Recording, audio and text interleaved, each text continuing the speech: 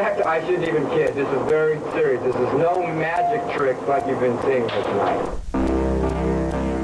Joe Burrows, known as the Amazing Joe, wasn't just a magician. He was a stuntman, a daredevil, a man willing to risk his life to amaze an audience. On Halloween night 1990, he planned to pull off the most dangerous stunt of his career. Joe's inspiration came from the legendary Harry Houdini, one of the greatest escape artists of all time. But there was one trick even Houdini couldn't conquer: being buried alive. Joe Burrows, however, wasn't afraid. In fact, he saw Houdini's failure as his opportunity to succeed. He wasn't just going to repeat the stunt, he was going to take it further. Instead of being buried under dirt alone, he would add 7 tons of cement on top, making the escape even harder. If he succeeded, it would be a historic moment in magic. If he failed, well, no one wanted to think about that. The setup was as dramatic as the stunt itself. The stage was built at Blackbeard's Family Fun Center, a small amusement park in Fresno, California. It wasn't a grand Las Vegas stage or a high-budgeted televised event, just a modest Halloween show with a crowd of excited spectators and a camera crew ready to capture history. Everything was designed to build suspense. The eerie atmosphere, the fact that it was Halloween, and the sound of the shovels scraping the ground as a grave was dug right before the audience's eyes. Joe stood beside a clear acrylic coffin, allowing the audience to watch every moment of the stunt. He was going to let the world see the struggle. Chains were wrapped around his body, with the ultimate goal being to free himself before the crushing weight above sealed his fate. As the dirt and cement was prepared, there was an unmistakable tension in the air. Some of the crew members had doubts. Was the coffin really strong enough to handle the weight? But Joe was confident. He had performed similar escapes before, though never on this scale. He believed in his own skill, his timing, and his preparation. This was meant to be his defining moment, the trick that would put his name in history books. He lowered himself into the coffin, gave one last nod to the crowd, and the lid was sealed shut. The audience held their breath as the first shovels of dirt hit the top. Joe Burrows was about to attempt the impossible. This was supposed to be the biggest moment of Joe's career, a live, death-defying stunt that would prove he was more than just another escape artist. But there was one fatal problem. From the moment the dirt and cement started piling on top of the coffin, something felt off. To the untrained eye, everything seemed to be going as planned. The dirt was falling, the audience was on edge, and the cameras were zoomed in on the grave. But the whole trick depended on the structural integrity of the coffin and its ability to hold that weight for just long enough to let Joe escape. Except it couldn't. As the last layers of cement were poured in, the coffin suddenly collapsed. The weight of 7 tons, 14,000 pounds, came crashing down in an instant. The thick acrylic shattered like glass, and before anyone in the crowd realized what had happened, Joe Burrows had been crushed. At first, no one reacted. The audience expected suspense. They thought that maybe the long pause was part of the trick. This was live entertainment after all. But as the seconds stretched on, something became deeply unsettling. There were no signs of movement from inside the grave. No hand breaking through to the surface. No last-minute escape. Still, the cameras kept rolling. Even the stagehands hesitated, unsure whether this was a genuine emergency or just part of the show. But as the silence grew heavier, the reality of the situation set in. It wasn't until one of Burrows' crew members rushed forward toward the pile that the tension snapped into panic. The stagehands scrambled, shovels in hand, trying to dig Joe out as quickly as possible. The cameras continued to capture the unfolding horror, but it was already far too late. The sheer weight of the cement had trapped Burrows instantly. There was no chance for him to even begin to escape. Unlike Houdini's failed attempt, where assistants had barely pulled him from the dirt in time, Joe had no air pocket, no space to move, no chance for survival. By the time the crew had reached his body, Joe Burrows was completely motionless. The cameras finally cut away, but it was over. What started as a high-stakes magic trick had turned into one of the most horrific moments in television history.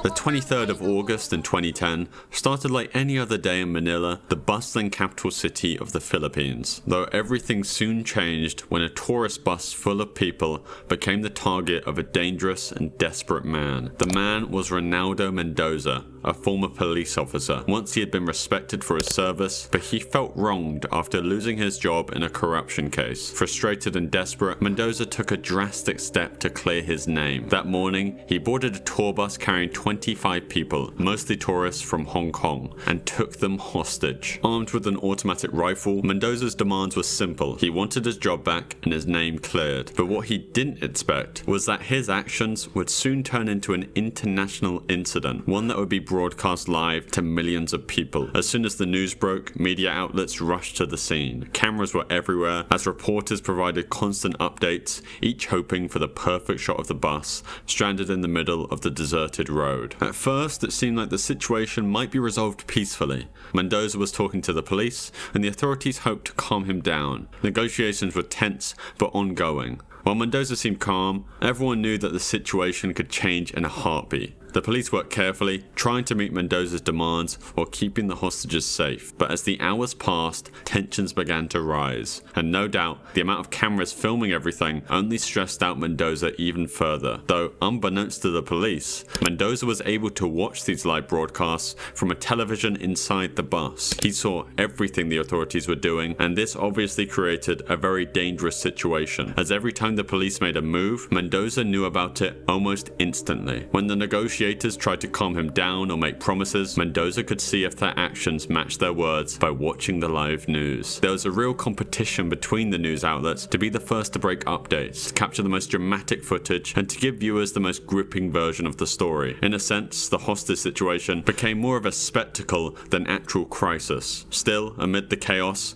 some of the hostages were freed. Early in the standoff, Mendoza had released a group of them as a show of good faith. Most of them were elderly or young children, whom Mendoza believed were less valuable as bargaining chips. After nearly 10 hours of tense back and forth between Mendoza and the police, the situation was beginning to unravel. His demand for his job back had not yet been met, and he was becoming increasingly agitated. He believed the police were not taking him seriously, and the live broadcast of the unfolding events only fueled his desperation, as he could see the SWAT teams preparing for an assault. Mendoza's frustration reached a boiling point when his brother, Gregorio, was arrested near the scene. Gregorio had been trying to mediate the situation, but the police suspected he was helping his brother. The media cameras captured his arrest live, and Mendoza, watching from inside the bus, saw absolutely everything. This was the final straw. He declared that negotiations were over. He shouted threats, and the lives of the 15 remaining hostages were now in immediate danger. Then minutes after, gunfire could be heard from the bus. The SWAT team then moved in as soon as they heard the shots, and the assault was chaotic and terribly executed. The SWAT team struggled to break into the bus, using sledgehammers and crowbars to force open the doors. The process took far longer than expected, and the live cameras captured every single mistake. Viewers watched in horror as the police seemed to be completely incompetent and unprepared. Whilst inside the bus, it wasn't known how many of the hostages were still alive, if any. Mendoza looked at the TV inside the bus once more, and upon seeing the police trying to break down the door of the bus, more shots rang out. For over an hour, the botched rescue attempt played out on live television. News anchors tried to make sense of the chaotic images, but it was clear to viewers everywhere that basically everything had gone terribly wrong. The SWAT team struggled to gain control of the situation, and with each passing minute, the chances of saving all the hostages grew slimmer. That after what seemed like an eternity, the police gave up on trying to enter the bus through the door and threw in tear gas to flush Mendoza out. And it worked, with snipers who were watching from above instantly ending Mendoza and the crisis as soon as he stepped out the bus. But the real damage had already been done. 8 of the hostages' lives were lost in the chaos, and many others were left traumatized, with some of the news stations trying to film the best shot of Mendoza as he lay there lifeless.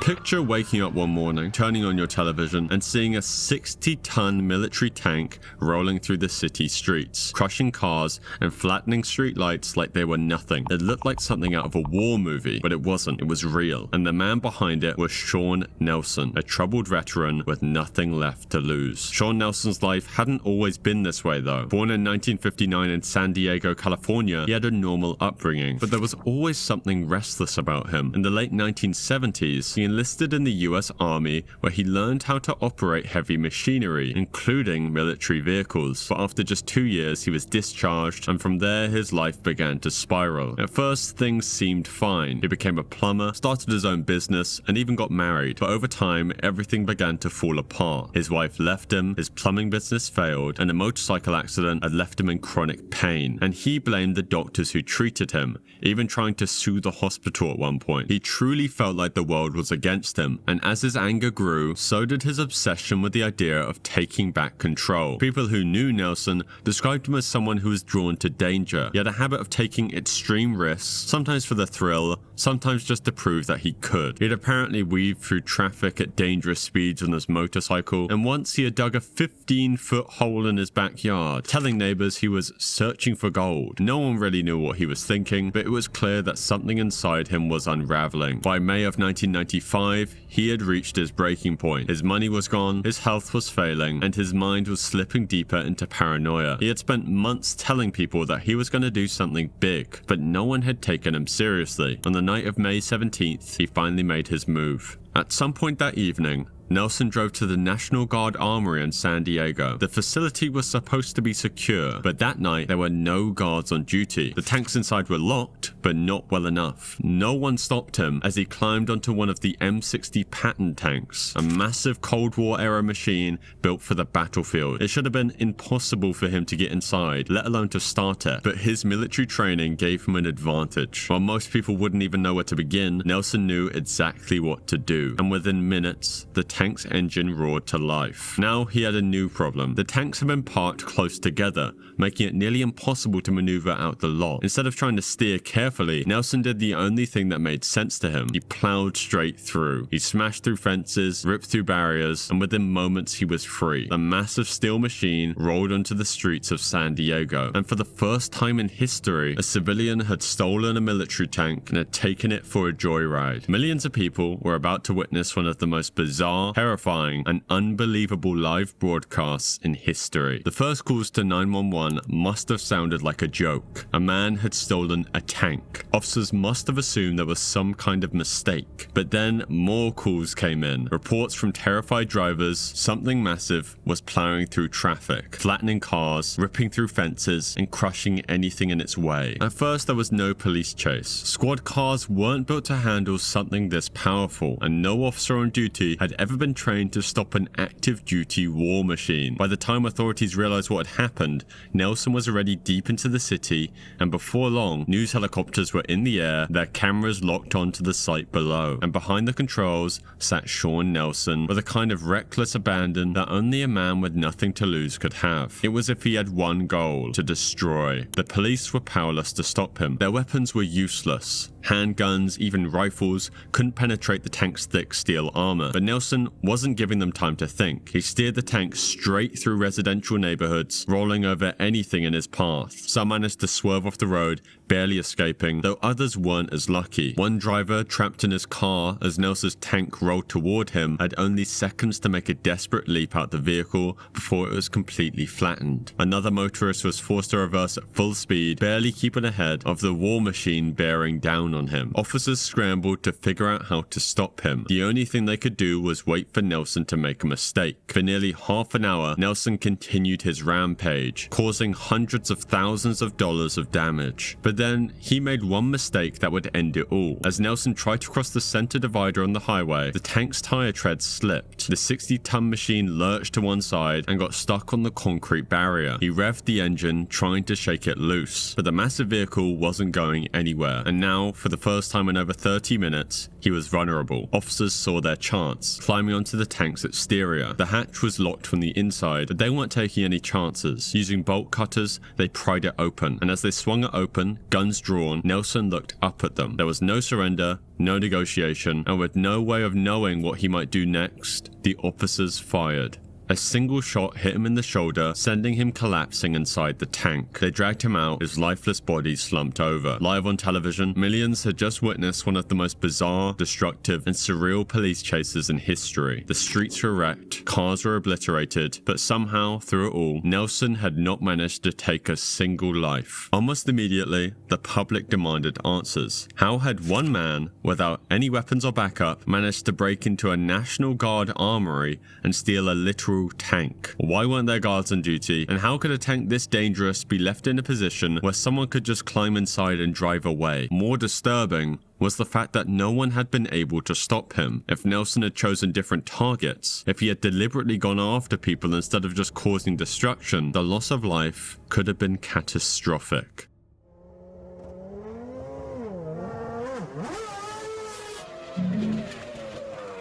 The San Marino Grand Prix in 1994 was just another stop on the Formula One calendar, but instead it became one of the darkest weekends in the sport's history. Ayrton Senna, one of the best drivers in the world at the time, was getting ready for the main event, but before he even got into his car for the race, the atmosphere at the track was already tense. There was a feeling in the air that something was off. The first sign of trouble came on Friday, the 29th of April, during a practice session. Brazilian driver Rubens Barrichello, one of the F1's rising stars, lost control of his car at a high speed. He hit a curb, sending his car flying through the air. It flipped, smashed into a barrier, and landed upside down. For a moment, it looked as though he might not survive. Senna rushed to the medical center, desperate to see if his friend was okay. Barrichello was unconscious, his nose broken, and his teeth stained with red, but miraculously, he survived with only minor injuries. The crash had been terrifying, but it was just the beginning. The next day, during the final qualifying session, the tone of the weekend changed completely. Roland Ratzenberger, a 33-year-old Austrian driver, was fighting to secure a good starting position for the race. He was pushing his car to the limit when disaster struck. A minor mistake on a previous lap had damaged his front wing, but he didn't realize how bad it was. As he sped down the track nearly 200 miles per hour, the weakened wing snapped off, and without that crucial piece of the car, it became uncontrollable. He crashed head-on into a concrete wall at full speed. The impact was brutal. The moment his car hit the wall, the live broadcast cut away. The camera panned to a distant shot of the wreckage.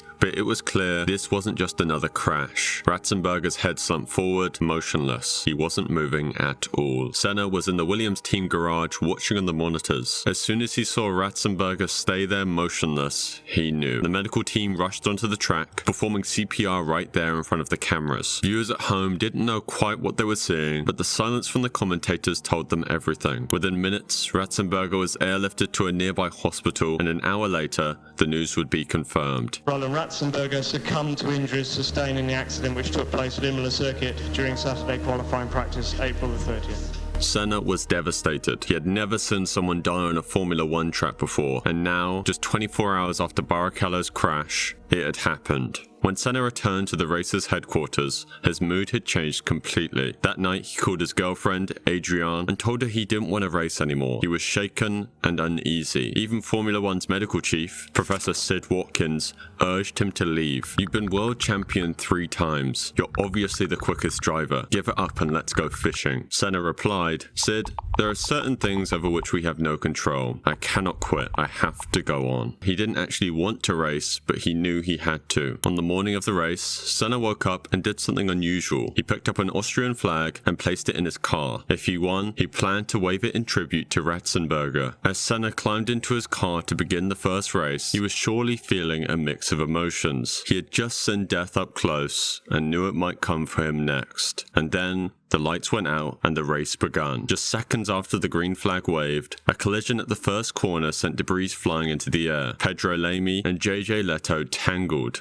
their cars smashing together in a violent crash. A loose tire, flung by the force of the impact, bounced over the safety fence, landing in the packed crowd and injuring several spectators. Despite the carnage, the race continued, but there was too much wreckage on the track for the drivers to keep going at full speed, so the safety car was deployed. It was a much slower, everyday J road car that forced the F1 drivers to crawl around the circuit at dangerously low speeds. The real problem is that Formula 1 cars are designed to operate at extreme temperatures. Their tires need to be scalding hot, hundreds of degrees, so they can properly grip the track. Their brakes rely on heat to function efficiently, so cooling down too much makes everything harder to control. For the next few laps, Senna led the field at a reduced pace, waving his car back and forth in a desperate attempt to keep heat in the tires, but it wasn't enough. By the time the safety car left the track, his car wasn't in peak condition. Still, he pushed forward, and after everything that had happened that weekend, he wasn't going to back down. Then, on the 7th lap of the race, as he approached a corner at nearly 190 miles per hour, something went horribly wrong. Without warning, Senna's car veered off the racing line. In a fraction of a second, it shot straight ahead, skidding off the track and heading towards a solid concrete wall. At 135 miles per hour,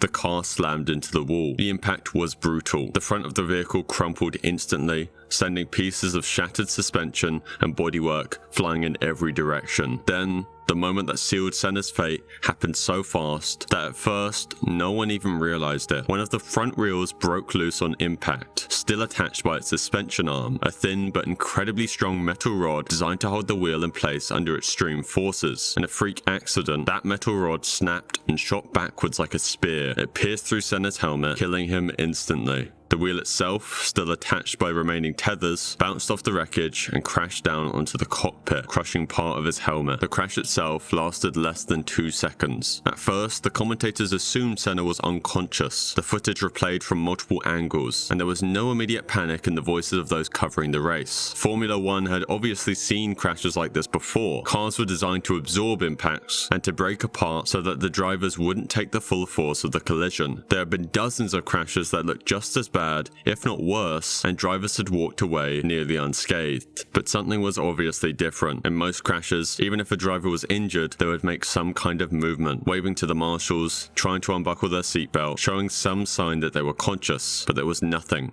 But then, Senna's helmet twitched slightly. For a brief moment, it looked like a sign of life. Maybe he was regaining consciousness. Maybe he had been knocked out and was coming to. But it wasn't a moment of intent, it was a reflex. A spasm from his body shutting down. The tension in the broadcast grew heavier as the seconds dragged on. Medical teams were already sprinting towards the wreckage. Just 16 seconds after the crash, Chief Doctor Sid Watkins was at Senna's side, peering into the cockpit. The world watched in real time as marshals tried to check for a response.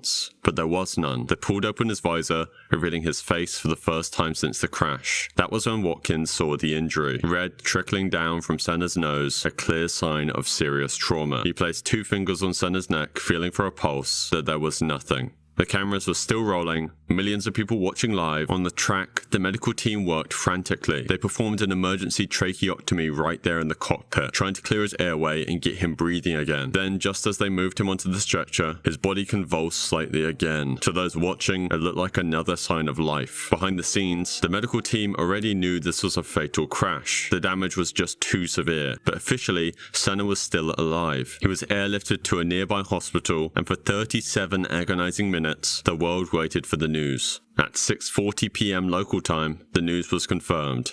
Ayrton Senna, one of the greatest drivers in the history of Formula 1, had died. Senna's funeral was one of the biggest ever seen in Brazil. 3 days of national mourning were declared, and over 3 million people lined the streets of Sao Paulo to say goodbye. His coffin was draped in the Brazilian flag, carried by some of the greatest drivers in history: Alain Prost, Emerson Fittipaldi, and Gerhard Berger, men who had once been his fiercest rivals.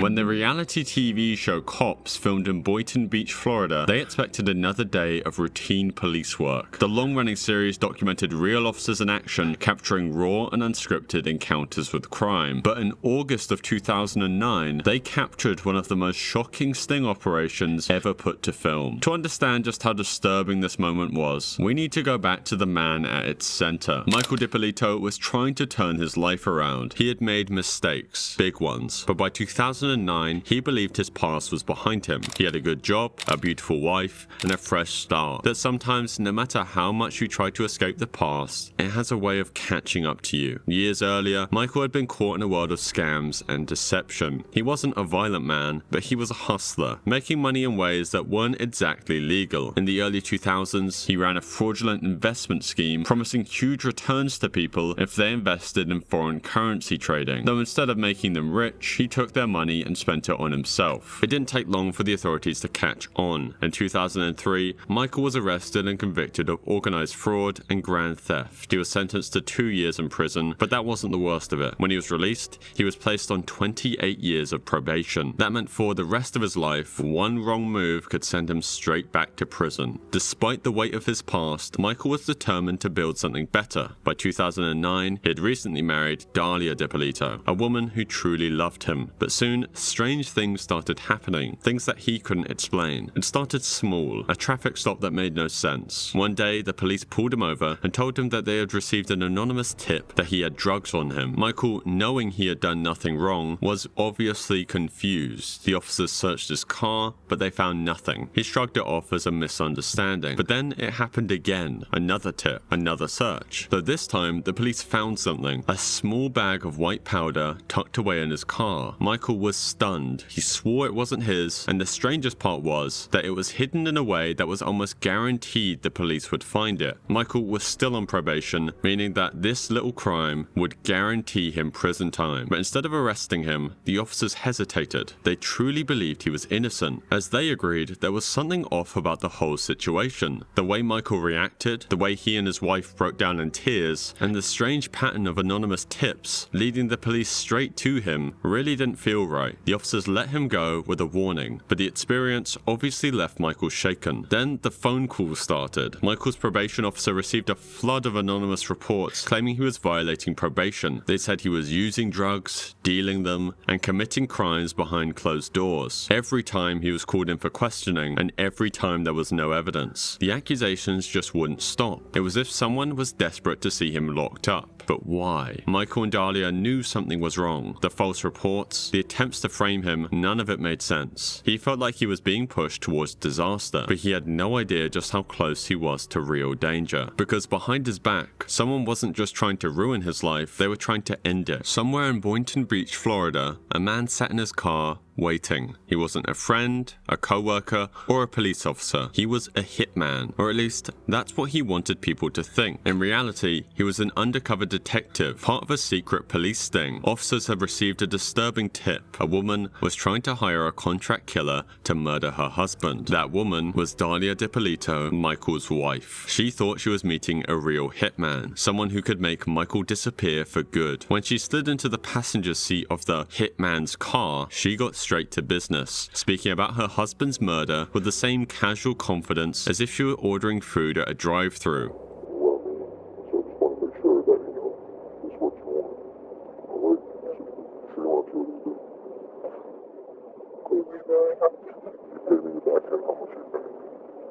What do you say about that? Okay, when it's all done, I was going to get $3,000 from you today, and Right. $3,000 when it's all done. Right. So it's not like I look at once, just throwing that $3,000 more. Which is why I said that, between now and when it's done, you have to have an option to change your mind, even if you change your mind, talking to There's no changing, there's no, determinant already. I'm positive, 5,000% surely. That was all the police needed. They had their evidence, and they could have arrested Dalia right there and then. But instead, they came up with something even bigger. They weren't just trying to stop the murder-for-hire plot, they were going to expose it in a way that no one would ever forget. Early the next morning, the Boynton Beach Police Department invited a television crew from cops to document the entire operation, and with cameras rolling, police staged a crime scene outside the DiPolito home. Patrol cars lined the street, and yellow crime tape stretched across the driveway. Officers were scattered around the property, speaking in hushed tones as they prepared for the moment she would arrive. There was even a detective standing by the front door, ready to deliver the shocking news. Inside, Michael DiPolito was very much alive. After the police informed him of the plot against his life, he had agreed to go along with their plan. Now, while his wife was at the gym, just as she had arranged, the scene was set. All they had to do was wait for her to come home. When Dalia arrived, she was met by an officer who immediately stepped forward to stop her. His face was serious, his voice calm but firm. Is your husband Michael? Okay, I'm sorry to tell you, ma'am. He's been killed. He's been killed, man. I'm sorry. No, he's not. Listen. No. Try to calm down. Listen, right now we need to get you to the station. No. We need to get you to our police station. We can't let you see him, man. We have to do our job. If you want us to find his killer, okay? It was a heartbreaking display, the kind you might expect from a woman who had just lost the love of her life. But for the millions of viewers watching at home, they knew it was all an evil woman's act. As the officers consoled her, they told her she needed to come down to the police station to answer some questions. Still shaking, she agreed, wiping her tears as they led her away. But the moment she stepped inside the interrogation room, everything changed. Instead of being treated as a grieving widow, she was met with a different kind of energy. You're going to jail for solicitation of first-degree murder of your husband. I didn't do anything. Did you hear what I just told you? I heard what you said. I didn't do Everything, anything. listen to me. Everything has been recorded. You were photographed in the convertible when you sat in his car. What do you want to do? What do you want to do here?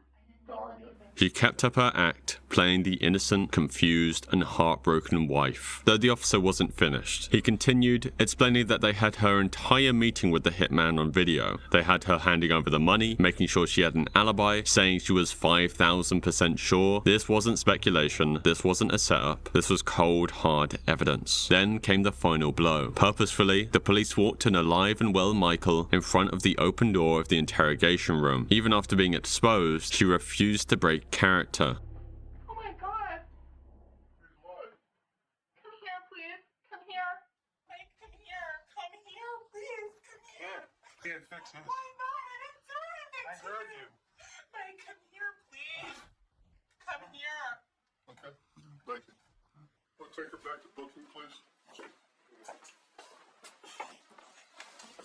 But the act was over. The police weren't playing along anymore, and the moment she thought she had orchestrated a life without Michael, a future with his money, had been completely flipped on its head. From the moment she was taken into custody, Dahlia's defense team started spinning a different narrative. According to them, she hadn't actually been trying to have her husband killed. Instead, they claimed the entire thing had been set up for a fake reality TV show, orchestrated by both her and Michael. In this version of the events, she wasn't a would-be murderer, she was an actress playing a role, and the police had fallen for the act. But there was one massive problem with that defense. If this was really a reality TV show stunt, why had she begged the undercover officer to go through with the murder? Why had she handed over the cash? The video evidence was damning, and despite her lawyer's best efforts, no one believed it. In 2011, Dahlia DiPolito went for trial for solicitation to commit first-degree murder, facing up to 30 years in prison. The trial didn't last long. After just 3 hours of deliberation, the jury returned with their verdict: guilty. Dahlia was sentenced to 20 years in prison, but that wasn't the end. Dahlia's legal team immediately began working to overturn the conviction, arguing that the intense media coverage had made it impossible for her to get a fair trial. And in 2014, they caught a break. An appeals court threw out her conviction, ruling that the jury selection process had been flawed, and she was granted a new trial. For the next few years, Dahlia's legal battle dragged on. Her second trial in 2016 ended in a hung jury, meaning no verdict was reached. But by 2017, prosecutors were ready to try again. At her third trial, Dahlia once again sat in court, listening as the jury was shown the same damning footage. This time, the verdict came in swiftly: guilty. This time, she was sentenced to 16 years in prison, slightly less than her original sentence, but still a devastating blow. She was immediately taken into custody and sent to the Lowell Correctional Institution, a woman's prison in Florida, where she remains today.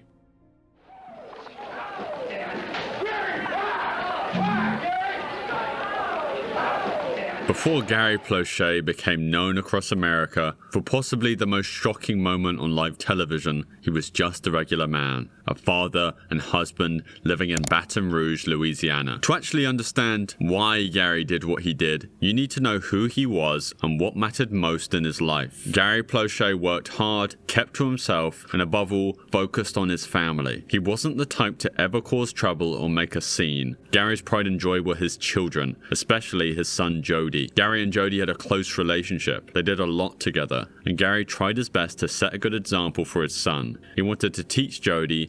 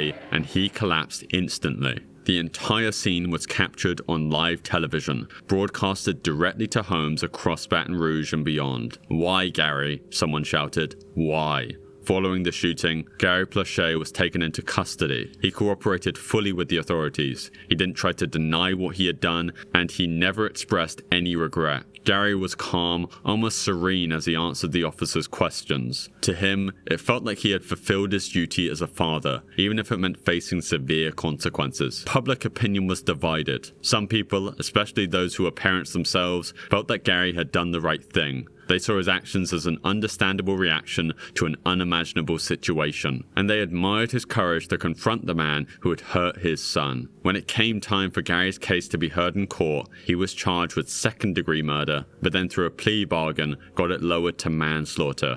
Many expected a harsh sentence, as his actions had been public, premeditated, and undeniably deliberate. But his defense team argued passionately on his behalf. They described him as a loving father pushed to the brink, a man who had been overwhelmed by grief and betrayal, and they empathized with the emotional turmoil that had driven him to act. The judge, perhaps sensing the extraordinary pain that Gary had endured, gave him a very lenient sentence. Gary was ultimately only given 5 years of probation with no jail time, allowing him to return to his family. The decision stunned many people across the country, as on one hand, it was a compassionate act, though others felt it was an unfair exception, one that sent a message that people could bypass the legal system if they had a strong enough motive. At the age of 67, Gary agreed to do an interview, where he stated he had no regrets and would easily do it again. Do you regret killing Jeff Doucette? No. No. Would you do it again? Oh, yeah. Oh, yes. And that concludes today's video. If you want something else to watch or listen to, here's a video of mine that YouTube thinks you'll enjoy. Thanks for watching.